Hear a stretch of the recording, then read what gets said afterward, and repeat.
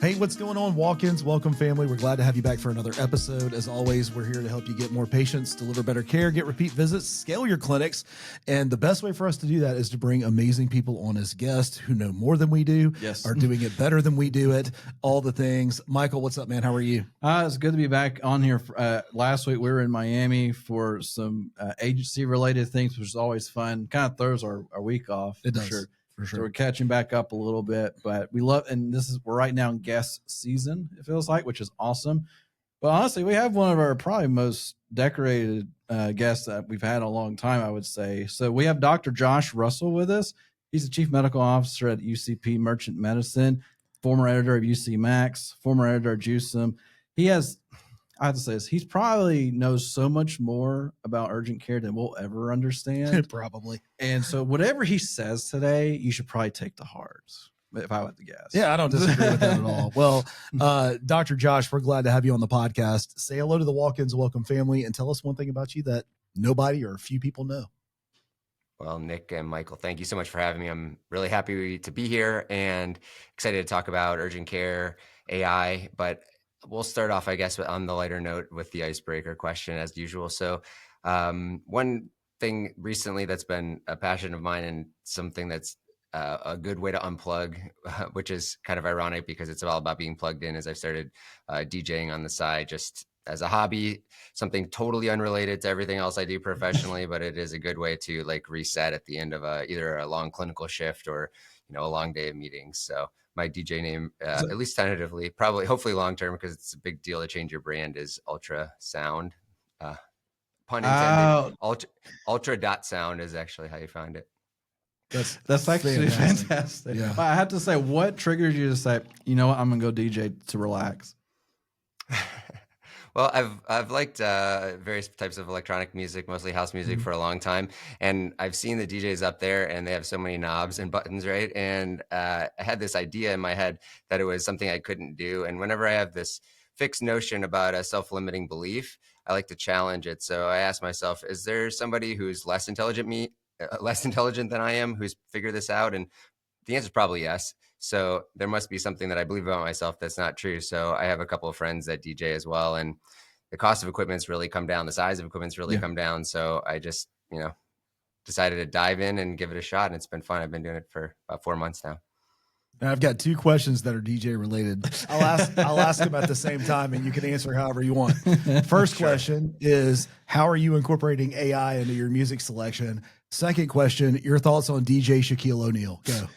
Well, I don't know if you guys remember, I'm going to address the Shaquille O'Neal one because Ronnie Cycli, who was a center who almost directly followed in Shaquille O'Neal's footsteps, and anyone who was a child in the 90s and an NBA fan might remember him, but if not, you probably don't. He was Lebanese, and he played at the Magic right after Shaq, and then he went to the Heat right after Shaq left, and he is also DJing. And between DJ Shaq and DJ Ronnie Cycli, Shaq may have been a better basketball player, but I like Ronnie's music better.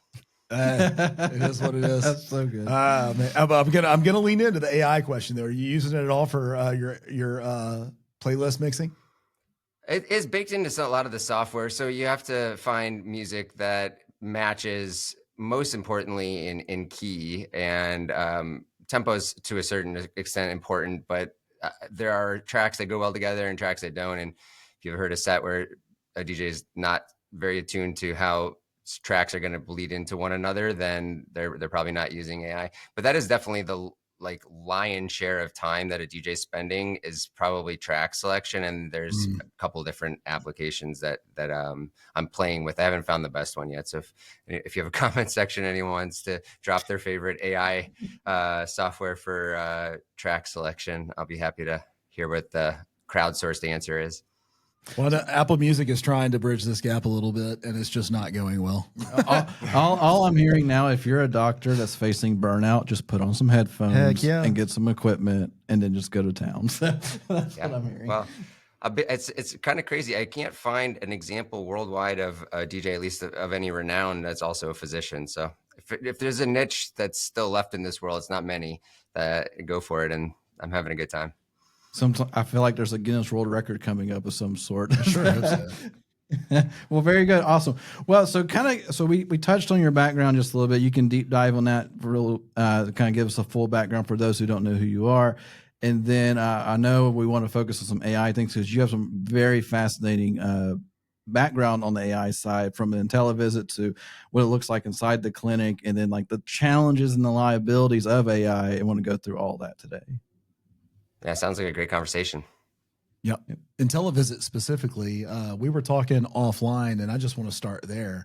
It's seeing over 1 million patients. What is it? How are doctors using it? I feel if there's a million patients, pretty much everybody that's listening knows what Probably it heard is. of it. But at let's least, get it from yeah. your perspective. How is this being used? Yeah, so we are just at the cusp of the 1 million patient mark. So hopefully it'll be there by the time this is released. But Intellivisit is a tool that's designed to use the experience and education of physicians, but give that to a medical assistant or a nurse, LPN, at the outset of a visit so that the patient is given the appropriate medical interview for their presenting complaint, and that information is collected, and it will standardize which tests are going to be ordered based on that. So if you can imagine, a patient checks in, instead of waiting for a PA, nurse practitioner, physician to see them, an MA is given the list of yes/no questions, up to 20 questions to ask. And then those answers are translated into, should I run a strep test, a flu test? Should I get a chest x-ray, get a urinalysis? Those tests are collected. And so by the time the clinician is ready to see the patient, first of all, they get to see a full summary of everything that the patient is experiencing related to their illness before they even walk in the room. The MAs had a lot of the small chat conversations, so the patient's feeling like they've had someone to talk to, and they don't, the clinician's time is not occupied with my brothers got this, and I just had a flight and I'm really tired, whatever.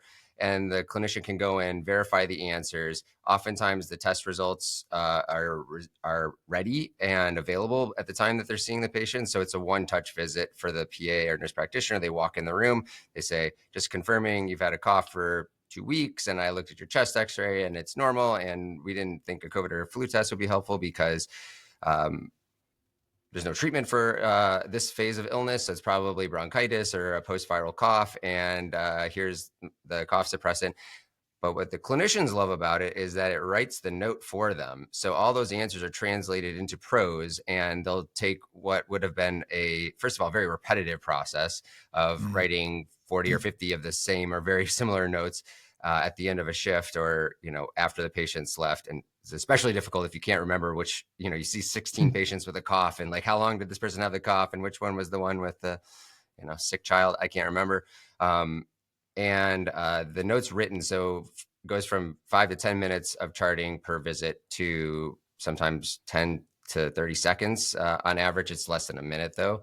And we have clinicians that are seeing now, single clinicians, like 60, 70 patients in a 12-hour day, and walking out on time, feeling like not exhausted, not depleted. And I think the reason for that is because they went into medicine to talk to patients, not interact with a computer. And this really outsources the administrative burden of being a clinician, so you can focus on the patient. But there are some risks associated with that as well, which we'll talk about later. But it is, I think, delivering on the promise of the EMR. When we were given the EMR, we were told it was going to make our lives easier. And that was not true at all. It actually made our lives much more difficult. And I'm actually of a vintage that I remember doing paper charts in the very beginning of my career. And when we got Epic, it made my life a lot worse, because it gave people so many different ways to interrupt my practice with messages, with inbox results. And there were so many clicks required to get even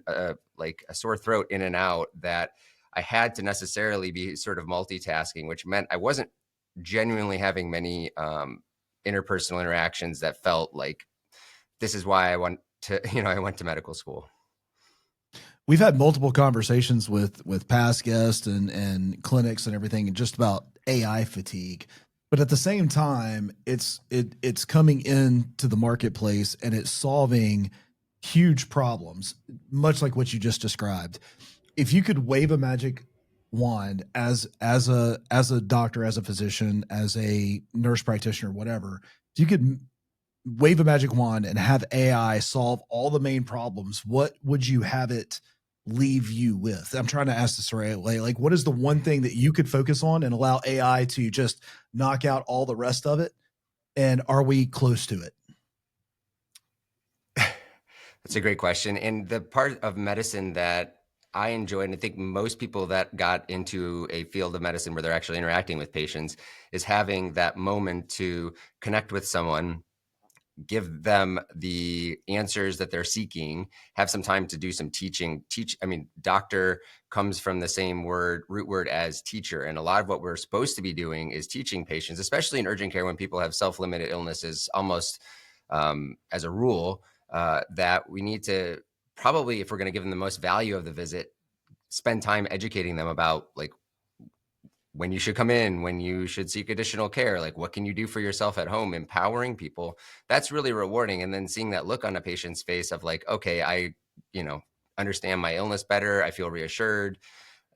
And that piece, without any of the administrative burden, it would be fantastic.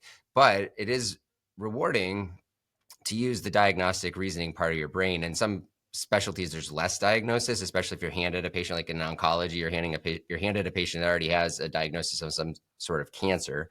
But when you're working in emergency departments or urgent care, you're dealing with undifferentiated patients, and the figuring out how to parse through this set of signal and differentiate signal and noise is really important for understanding like what am I going to diagnose this person with. And noise and signal, it do not, especially as a novice, sound a lot alike and look a lot alike, but you can really differentiate the signal, meaning the meaningful data, from noise much more effectively if you're not distracted by which urinalysis do I order? Should I order a culture? Like which button do I click to send it for a culture?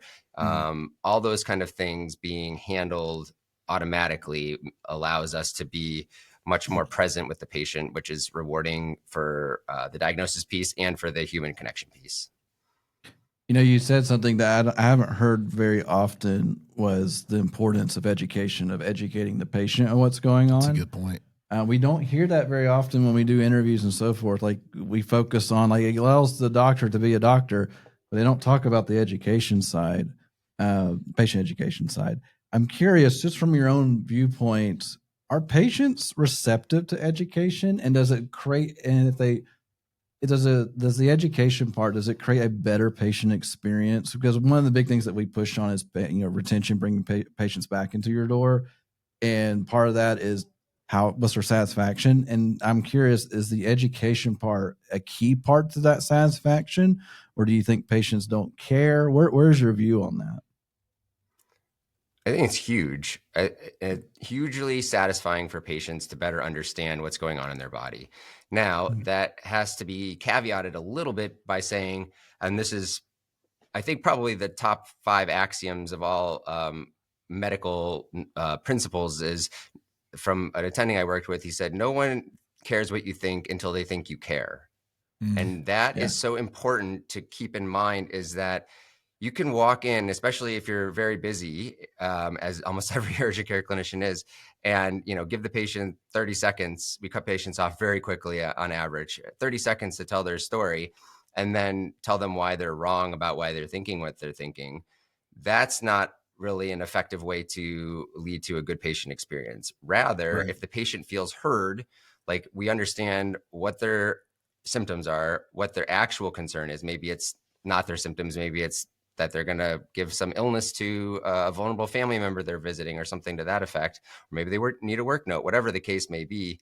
But when there is a gap in understanding, and you have to understand where that gap's, to understand where those gaps are, you have to listen first. So giving that patient some latitude to speak freely, and then after they've shared their story and they feel heard, giving them information to understand their illness and information about how to treat that illness. That's the moment where education really can be valuable. If you cut them off and are telling them, you don't need antibiotics because it's a virus, and let me teach you about how antibiotics work, that's a dissatisfier.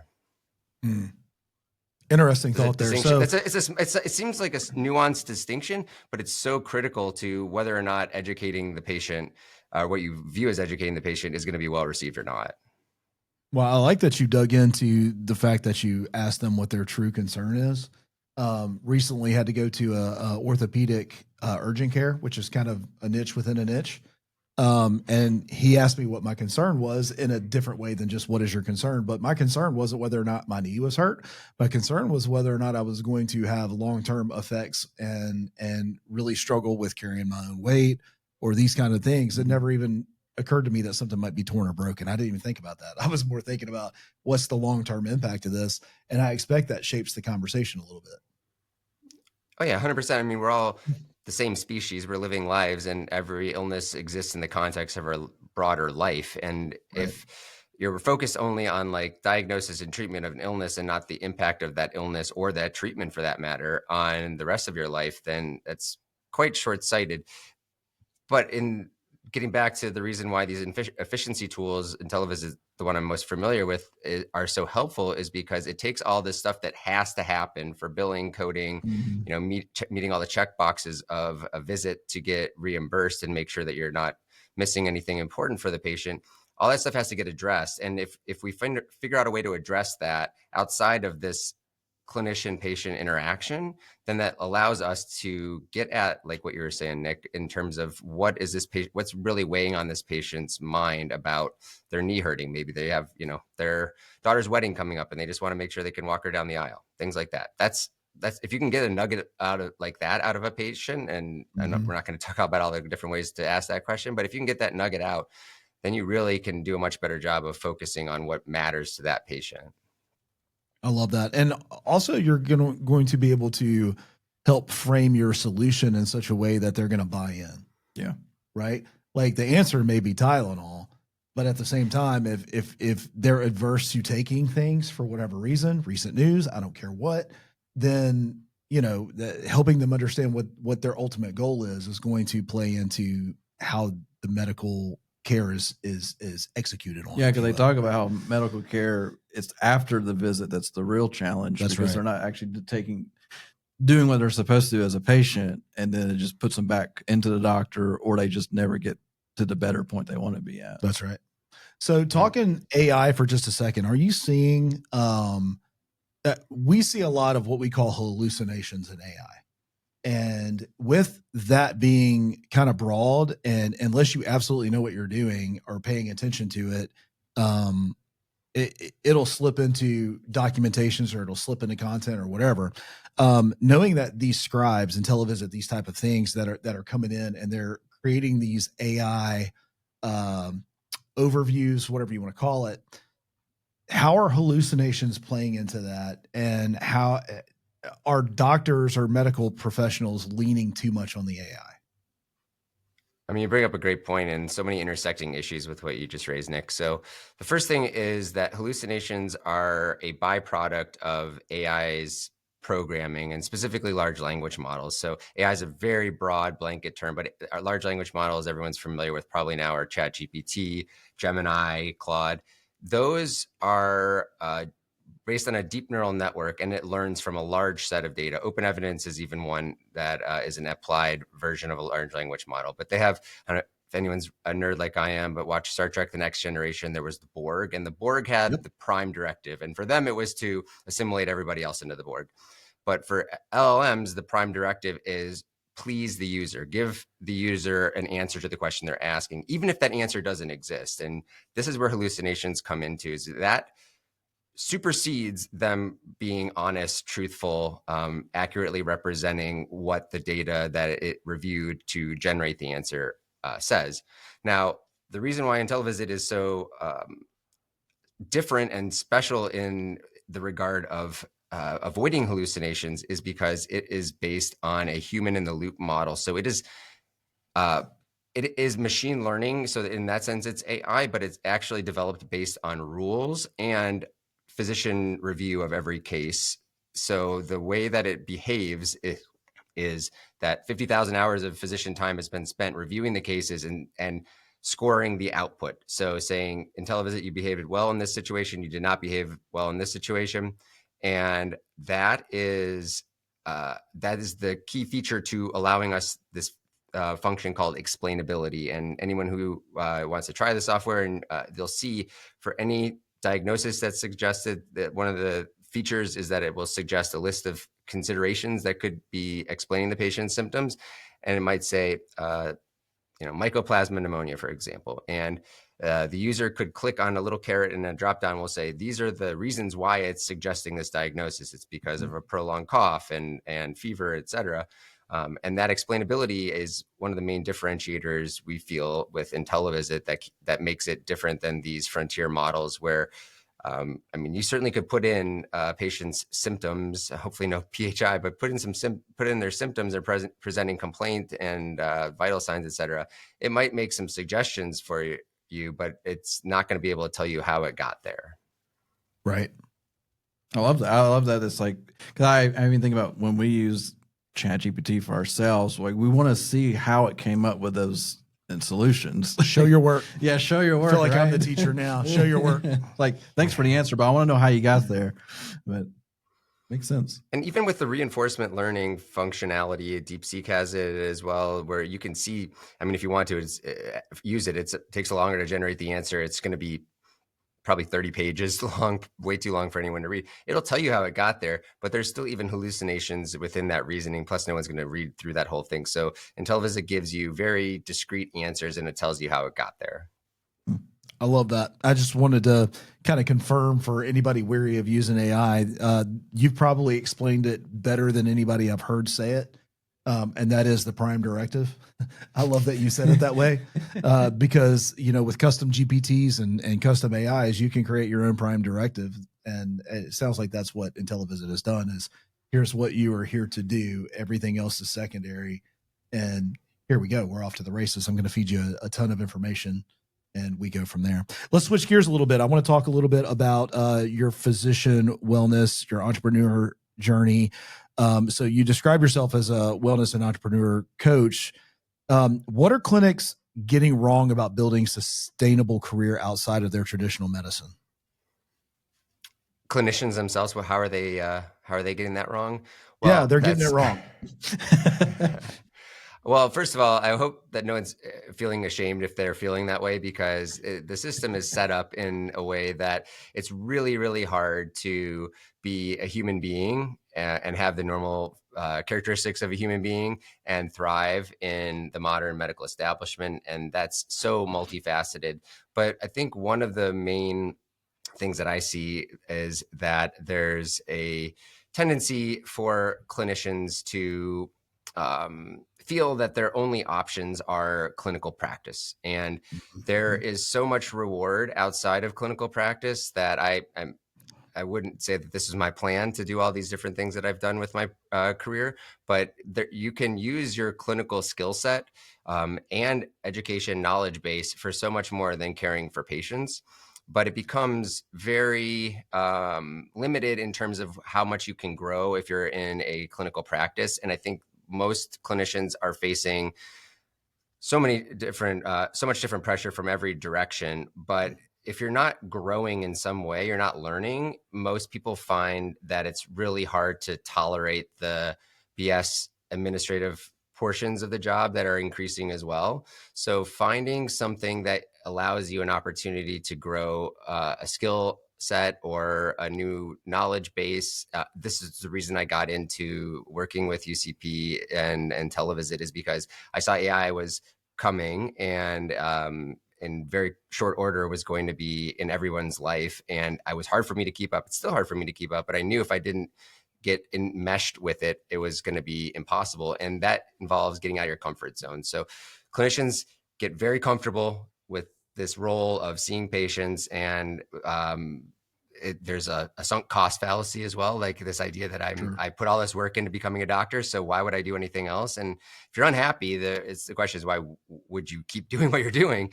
But the idea of not having this self-limiting belief, which I mentioned earlier at the very beginning in the icebreaker, the self-limiting beliefs, I'm a doctor, I can't do business, I can't understand healthcare technology, I can't have a role where I'm, consulting instead of seeing patients. I can't teach. All these different things are probably not true. If you're smart enough to be a physician or a clinician, you probably can do a lot more than just see patients. For sure. And you are a advisor, or at least a health tech advisor. Are you incorporating this into how you're talking to physicians on getting outside of their bubble a little bit, learning a new skill? Is this something that you're working with people on?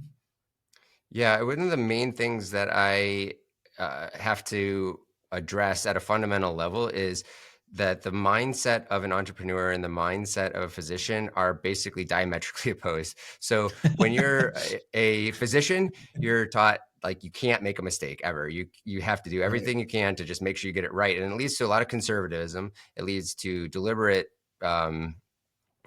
sort of decision making in a way that is directed with good intention and appropriately towards patient safety. However, anyone who's tried anything entrepreneurial or had their own business understands you're going to make a lot of mistakes, and that's how you learn. So you have to really take your clinician physician hat off and put on your entrepreneur hat and say, I need to try things, and great is the enemy of good. But if I don't start trying things, I'm not going to learn what works and what doesn't work.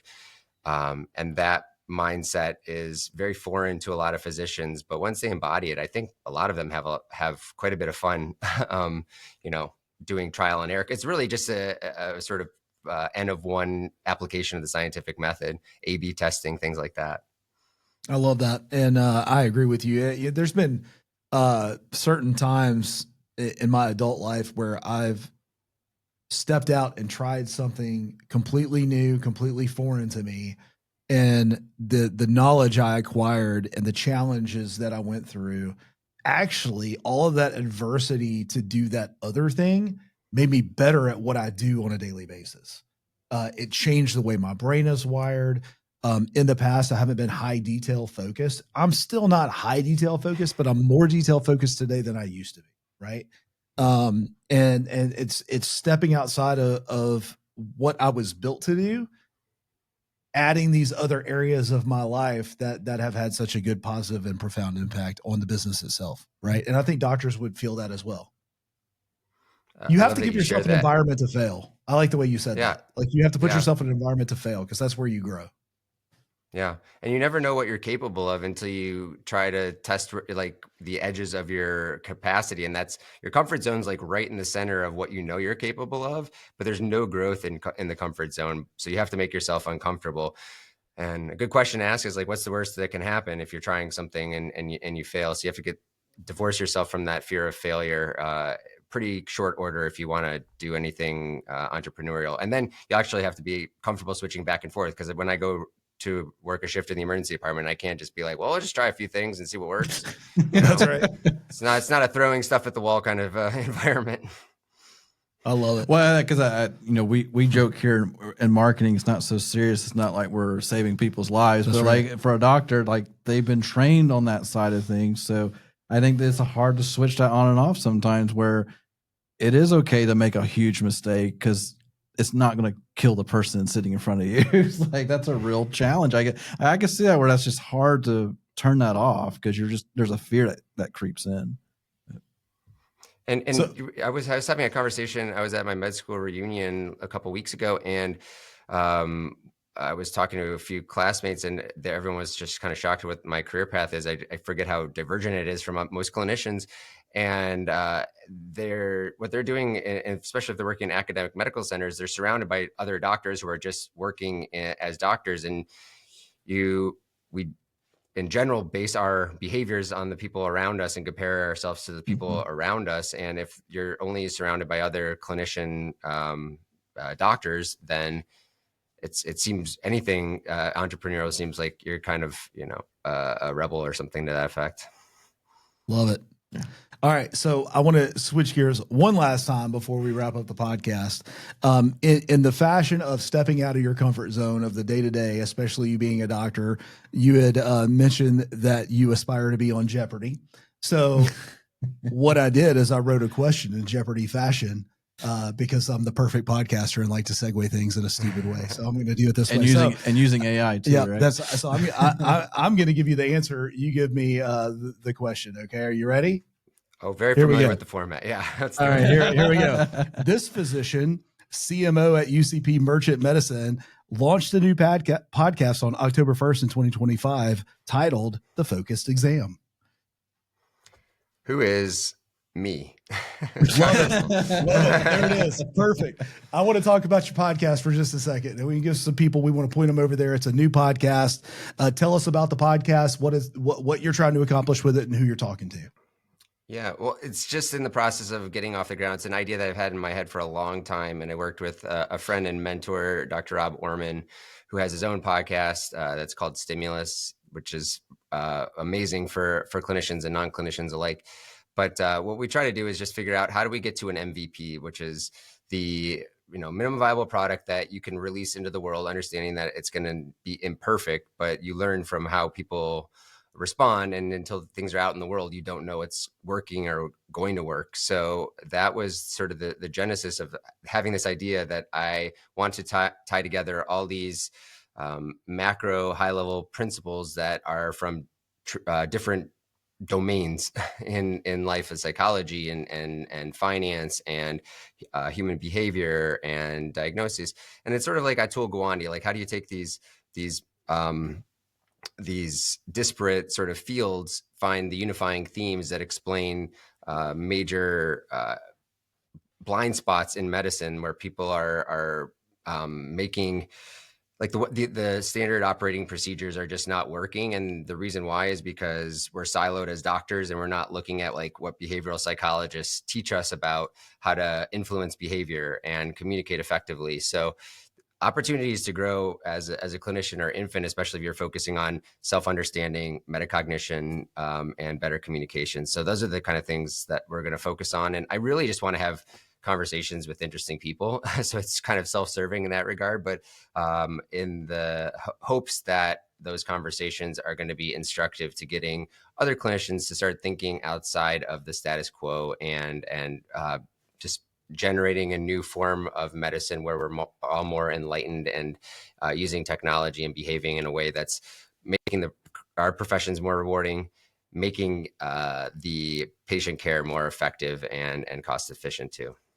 Man, it didn't get much better than that. So I know it's a new podcast. How many episodes have you done? Well, I'm waiting to release the initial bolus, but on the website, okay, I do have all of the other podcasts that I have appeared on that people want to hear me talking about stuff like what we've been talking about. And then when the initial bolus comes out, is probably going to be waiting for about another episode or two to get recorded, just so I'm not under stress. I was taught by a mentor in podcasting that the main thing you have to be is consistent. And I just don't want to, get off on the wrong foot in terms of consistency. You guys obviously do an amazing job at that, having your podcast, be something like the morning news. People know when it's going to arrive on their doorstep. And I don't want to be somebody who's, dropping podcasts sporadically, because I'm told by people who know more than I do and have more experience. You guys would know better than I. That's not the recipe for success. 100% agree with that. Yeah. Like, it's one of those, people like to expect something consistent, right? They like the consistency side of things. We've been doing the weekly thing from day one. And yeah, we record for those. You're experiencing this in a different way, but almost all of our recordings are Thursdays at 1. Yeah, we just have it set in our recurring calendar. No matter what's happening, we're on record mindset. And then, we initially like preloaded. So we initially did like 5 or 10 up front recorded, and then release them weekly to give us time to kind of get into a rhythm. And then of course we can give all the praise to Hannah because she keeps us on track with some on the other side of it. Right. But no, like, it is a thing for sure. Like, we've seen lots of we've even have an old podcast that nobody listens to because it's sporadic and didn't work. And that's the way it goes. Like, we'll see people, you'll see them too all the time. You'll see a podcast that was going and it just stopped. and then they try to go again. They got discouraged. That's big. I think that podcasting can be very discouraging because it feels like you're talking into a void. It's because like, even with our audience that we have, we love you guys, but y'all don't talk to us. Y'all rarely send out notes and refer. But then we see you in events. So we see you at an event, and then you're like, "Hey, I love your stuff." It's like, can you tell us that? It'd be great. Yeah. Well, yeah. I'm looking forward to the launch of your podcast. So Dr. Josh, let's close up here. How can people find you? We're going to put all of this in the show notes, but tell us how we can find you, and connect with you. And, then we'll take us out. Michael will take us out. Sure. Well, my website's the best place for if you're looking for me as a speaker, potentially for an event. If you want to talk to me about consulting for your business, if you were interested in coaching and getting assistance in figuring out a path forward outside of just being a clinician, or wellness for executives is another form of coaching. All that is on thefocusedexam.com. joshrussellmd.com will take you to the same website. And then that's where the podcast will be when it is ultimately launched. You can find me on LinkedIn. It's just Joshua Russell MD. And UCP Merchant Medicine's product, Intellivisit, is just Intellivisit.com. So you can schedule a demo if you're interested in checking that out. But yeah, please say hi. I'd love to hear how people are responding to this. And hopefully we'll get a chance to talk about this stuff as this is evolving so fast. And it's been fun to talk to you guys. Awesome. Excellent. Well, thank you, Josh, so much for coming on. Audience, thank y'all for listening, and we'll catch you on the next one. Hey, thanks for being a guest. We'll talk to you soon. Bye-bye. Thanks.